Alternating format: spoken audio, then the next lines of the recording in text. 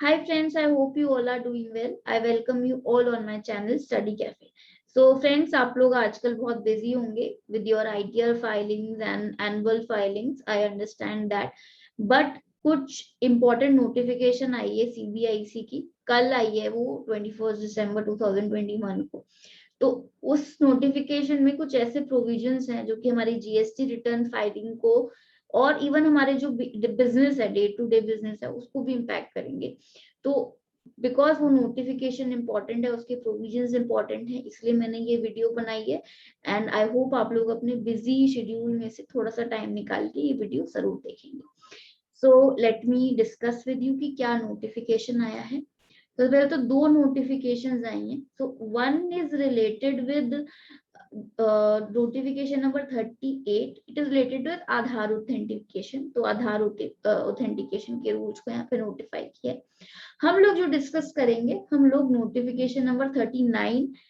Although notification number 39 में बहुत सारे प्रोविजंस हैं जिनको नोटिफाई किया गया है फाइनेंस एक्ट 2021 की, बट हम वो प्रोविजंस डिस्कस करेंगे जो कि अब हमारी जो लाइफ है, डे टू डे लाइफ है, उसको इम्पैक्ट करेंगे, जो हमारी रिटर्न फाइलिंग है उसको इम्पैक्ट करेंगे। तो वो कुछ इंपॉर्टेंट प्रोविजंस जो है वो हम इस वीडियो के थ्रू डिस्कस करेंगे। तो अगर आप लोग को ये नोटिफिकेशन पढ़ना है तो यू कैन विजिट cbic.gov.in, वहां से आप ये नोटिफिकेशन डाउनलोड कर सकते हैं। तो now let me come to finance act जिसके प्रोविजंस नोटिफाई करे हैं। तो this is the, I've just made the word file and where I have compiled the sections that I want to discuss with you. सबसे पहले तो first है section 7 में कुछ अमेंडमेंट करा गया। तो section 7 is related to supply, it is related to purview of supply, ठीक है। सो अब उसमें क्या अमेंडमेंट किया गया, तो ये तो बेयर एक्ट है, आप पढ़ सकते हैं, but let me explain to you in a very simple form ताकि आप लोग को ये अमेंडमेंट एक्चुअली में समझ आए, इसके पीछे का रीजन समझ। तो सबसे पहले तो यहाँ पे जो अमेंडमेंट किया गया, अमेंडमेंट में स्पेसिफिकली ये बताया गया कि अगर कोई ट्रांजेक्शन हो रही है, ट्रांजेक्शन किसके बीच में हो रही है, एक क्लब के बीच में या फिर कोई एसोसिएशन ऑफ पर्सन है उसके बीच में और उसके मेंबर्स के बीच में कोई ट्रांजेक्शन हो रही है, ठीक है। तो उस केस में ये कहा गया कि they both are separate entity and because this is one person to another, यहाँ पे ये सप्लाई के परव्यू में आएगा, ठीक है। इस तरह की जो बात है वो कहीं ना कहीं इस अमेंडमेंट के जरिए सरकार कहना चाहती है। तो ऐसा इसलिए करा गया क्योंकि पहले सुप्रीम कोर्ट की जजमेंट हुआ करती थी, सर्विस टैक्स रेजिम की बात है, तो कैलकाटा क्लब के केस में आई थी ये जजमेंट। वहां पे स्पेसिफिकली सुप्रीम कोर्ट ने कहा था कि because club and members they are not separate, they are not different from each other, and supply would be something when you are passing one thing from something from one person to another person, that would be a a consideration, that would be a supply.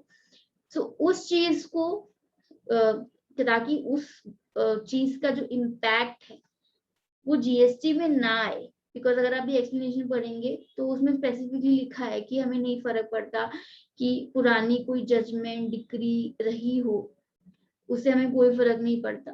तो अब इसीलिए specifically यहाँ पे it is like a clarification also, and it is like कि they have specifically used this amendment कि आगे चल के कोई इनको लिटिगेशन फेस ना करना।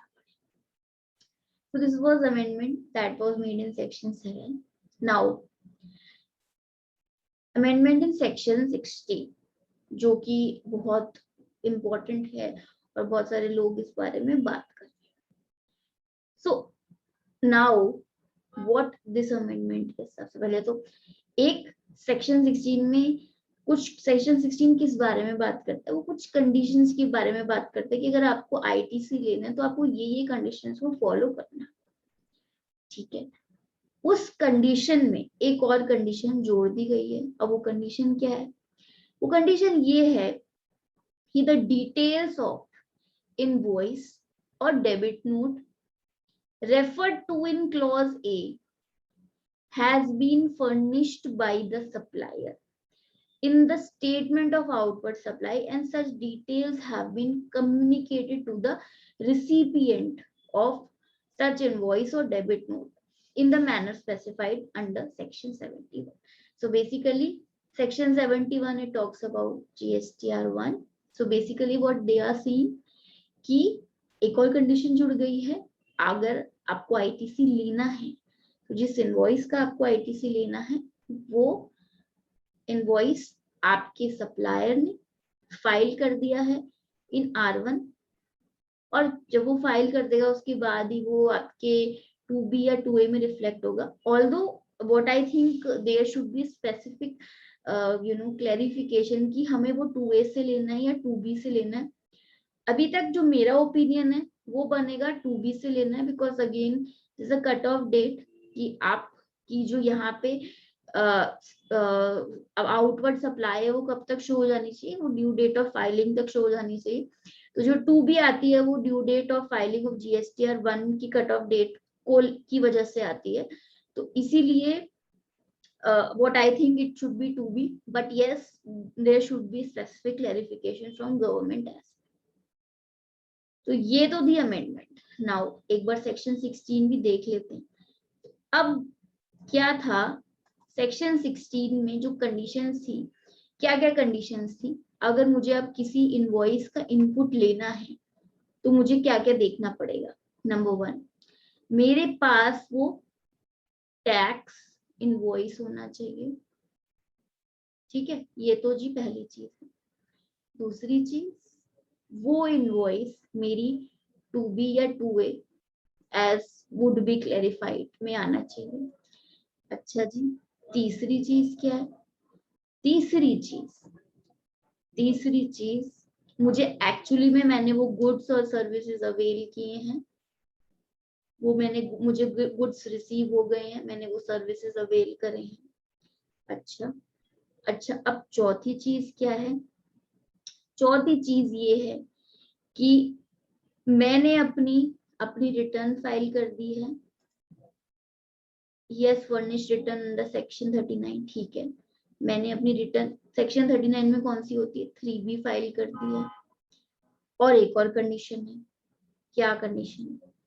Subject to provision of section 41 43A the tax charge in respect to such supply has actually been paid to the government through utilisation of ITC और by cash. ये जो पांचवी कंडीशन है, तो इसका क्या मतलब है. जो पांचवी कंडीशन है, सो बेसिकली ऑल्दो ये पहले से है, बट इसका मतलब ये है कि जो मेरा सप्लायर है जिससे मैंने सामान खरीदा है, उसने सपोज उसने मुझे 100 रुपए की चीज बेची और उसके ऊपर 18 रुपए का टैक्स जो है वो पे किया मैंने उसे.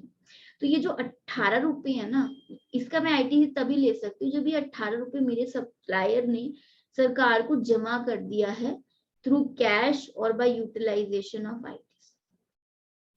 ऑल्दो इसको चेक करने का अभी तक हमारे पास कोई मैकेनिज्म नहीं है, बट आई थिंक वो भी बहुत जल्दी आ जाएगा.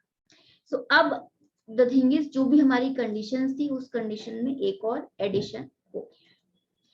So this was amendment which came in section 16. Okay, now amendment in section 35 in section 75. ये अमेंडमेंट क्या है.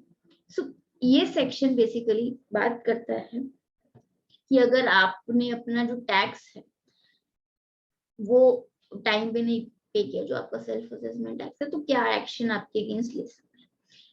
तो उसके ऊपर फिर आपको इंटरेस्ट देना पड़ेगा, और ऐसा भी हो सकता है कि पेनल्टी के प्रोविजंस वगैरह लगे. तो ये बेसिकली सेक्शन 75 उस बारे में बात करता है. नाउ उसमें क्या चेंज आया. तो उसमें चेंज ये आया कि अब एक सेल्फ असेसमेंट टैक्स को एक एक्सप्रेशन को डिफाइन करा और कहा कि सेल्फ असेसमेंट टैक्स क्या होगा. अब सेल्फ असेसमेंट टैक्स वो होगा जो कि आपने सेक्शन 37 में यानी अपनी R1 में डिक्लेयर किया बट आपने अपनी 39 यानी R3 में 3B में फर्निश नहीं किया। दोबारा पढ़ते हैं क्या लिखा है, इंग्लिश में पढ़ते हैं। For the purpose of this subsection the expression self assessment tax shall include tax payable in respect of outward supplies furnished under section 37 but not included under section but not included in the return furnished under section 39. So इसका क्या मतलब है? See, सबसे पहले तो this is a very dangerous provisions. Please try to understand.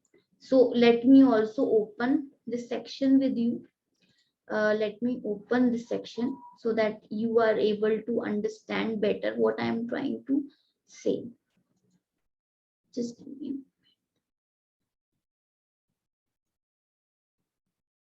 So let me share my screen again. So जब मैं section 75 की बात करती हूँ, section 75 it talks about the provisions for determination of tax. Okay.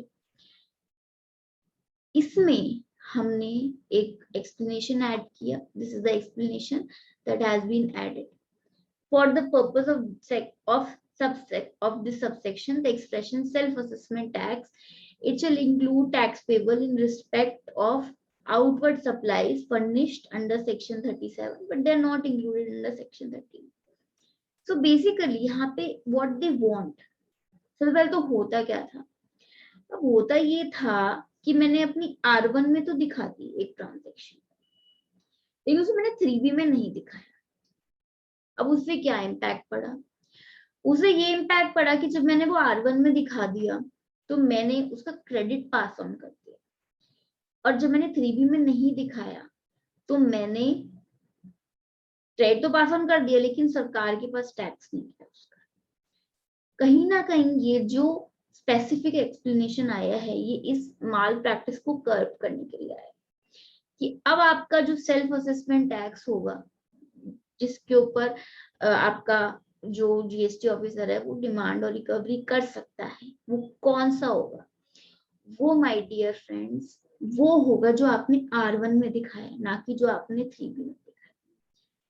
आप समझने की कोशिश कीजिए व्हाट इज हैपनिंग। बेसिकली इसका मोटिव तो यही है कि जो माल प्रैक्टिस होती है जब हम R1 में शो करके ग्रेड पास ऑन कर देते हैं लेकिन 3B में नहीं दिखाते, तो उसको कर्व करने के। लेकिन यहाँ पे अब आप एक जेन्युइन केस में देखिए, अगर आपसे मिस्टेक हो गई, सपोज कि आपने कोई ट्रांजैक्शन R1 में दिखा दिया लेकिन उसको 3B में नहीं दिखाया, it was a mistake. Now this mistake can create problem for you, because कहीं ना कहीं अब वो डिमांड एंड रिकवरी के चैप्टर में कवर हो गया, क्योंकि आपने R1 में जो दिखाया वो आपका सेल्फ असेसमेंट टैक्स है, तो R1 और 3B के बीच में जो डिफरेंस था वो टैक्स पे आपने सरकार को जमा नहीं कराया। So yes, this can create trouble for you. So yes, now you need to be very careful while filing your GSTR1, because now definitely the provisions have become more strict. And last amendment that I'm going to discuss with you, it is in respect of section 50. So ये जो amendment है ये basically again welcoming भी है, क्योंकि हुआ क्या कि जीएसटी काउंसिल ने पहले बोला कि जो इंटरेस्ट लगता है वो आपके नेट पे लगना चाहिए। मतलब देखिए ये बहुत पुरानी लड़ाई है। लड़ाई इस तरह की है कि पहले तो इंटरेस्ट लगता कैसे है, सेक्शन 50 में इंटरेस्ट लगता है, और वहां पे क्या होता है कि ऐसी कोई क्लैरिफिकेशन नहीं थी कि इंटरेस्ट जो लगेगा वो ग्रॉस पे लगेगा और नेट या नेट पे लगेगा। ग्रॉस और नेट के बीच में क्या डिफरेंस है कि सपोज मेरी जो tax liability output tax liability जो है वो 100 रुपीज है और मेरे पास आईटीसी कितना है 90 रुपए का, तो 100 रुपए मेरी क्रॉस लाइबिलिटी और 10 रुपए मेरी नेट जो कि मैं कैश में पे करूंगी वो है। तो अब इसमें झगड़ा होता था कि जो इंटरेस्ट लगेगा सेक्शन 50 का वो 100 रुपए का पे लगेगा या 10 रुपए पे लगेगा। तो पहले तो कुछ कुछ ऐसे हुआ कि जीएसटी काउंसिल ने बोला कि नहीं वो 10 रुपए पे लगना चाहिए, उन्होंने सिर्फ बोला, ऐसे नोटिफाई नहीं किया गया। फिर उसके बाद एक तेलंगाना हाईकोर्ट की जजमेंट आई, तो उन्होंने बोला कि नहीं ये ग्रॉस पे लगना चाहिए। फिर सरकार ने बोला कि नहीं यार ग्रॉस पे लगना चाहिए, हाईकोर्ट की जजमेंट में भी यही लिखा है कि ग्रॉस पे लगना चाहिए। लेकिन फिर काउंसिल मीटिंग्स में इन्होंने वादे किए कि नहीं ये नेट पे ही लगेगा, प्रेस रिलीज आई। बट फिर क्या हुआ, सेक्शन 50 में अमेंडमेंट की कि नेट पे लगना चाहिए, लेकिन जब पहले अमेंडमेंट की गई ना, ये जो की प्रोस्पेक्टिव की, रेट्रोस्पेक्टिव नहीं की। ठीक है, तो अब जो अमेंडमेंट कर दी वहां तो ठीक है, लेकिन जो अमेंडमेंट नहीं करी उस पीरियड के लिए आपने अगेन वही लिटिगेशन छोड़ दिया, लिटिगेशन ओपन छोड़ दिया। तो ये जो फाइनेंस एक्ट आया था उसमें मैम ने, जो हमारी फाइनेंस मिनिस्टर, उन्होंने बोला था कि नहीं ये नेट पे लगेगा, ये प्रोविजन इंट्रोड्यूस किया था। नाउ फाइनली 1 जनवरी से इस प्रोविजन को एप्लीकेबल कर दिया गया है, और इसकी जो वैलिडिटी होगी, जो इसका इफेक्ट होगा वो 1 जुलाई से। So these are the important provisions जो कि मुझे लगा कि मुझे आप लोगों के साथ डिस्कस करनी चाहिए। उसके अलावा और भी प्रोविजंस हैं, अगर आपको उनको समझना है तो जो हमारा बजट वाला वेबिनार है उसका लिंक मैं डाल रही हूँ, अब वो देखिएगा। उसमें जो स्पीकर्स हैं उन्होंने बहुत अच्छे से उन प्रोविजंस को टेकअप किया है। So friends, this was what I wanted to discuss with you. मुझे आप लोग को मुझे अपना समय देने के लिए thank you, because I know आप लोग सब बहुत बिजी हैं, बट और अपने इतने बिजी शेड्यूल में से आपने टाइम निकाला ये वीडियो देखने के लिए।